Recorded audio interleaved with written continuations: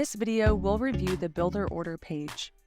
At the top of the page, you'll find your account's unique email address.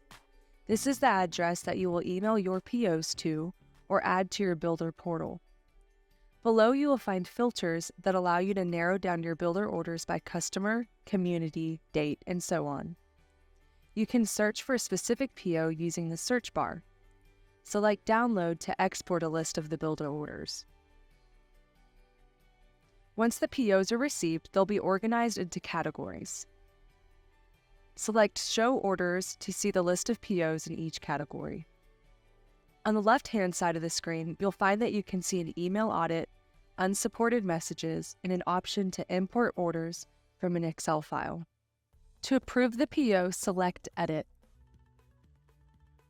The information on the left-hand side of the screen is information that was included on the builder PO. The information on the right-hand side of the screen is information that is already created or will be created in Bolt. If Bolt recognizes information from the PO, it'll auto-populate that information into the fields on the right-hand side of the screen. If it does not recognize the data, it will leave those fields blank.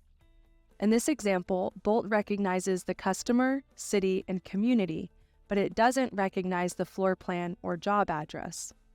I have the opportunity to create a new floor plan and job, or map it to existing data. To map data that does not exist, click in the empty field and you'll see a plus icon. Sometimes when you select the empty field, a drop-down menu may appear with a few options. If none of those options match the data on the PO, simply click somewhere else on the screen to see the plus sign. If one of those options does match, go ahead and select that option. When I select the plus sign, it gives me the opportunity to create this new information in Bolt. You can see that Bolt pulled the information off the customer PO and I don't have to type anything. I can edit the information or add additional information if I'd like. Once I create this floor plan, the floor plan will exist in my Bolt database and will be recognized when I have other POs with this floor plan. Now that I've created the floor plan, follow along as I map the address and other fields, pulling the data from the PO and creating it in Bolt.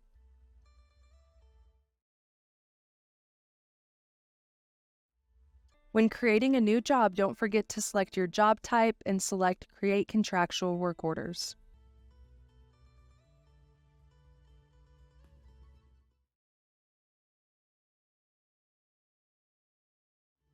Once I update my email orderer, it takes me to a preview screen.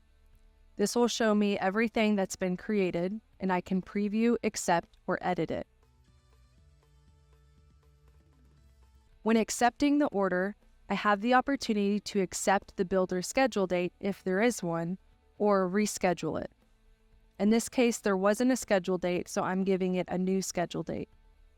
I also have the opportunity to file the document within a specific document category.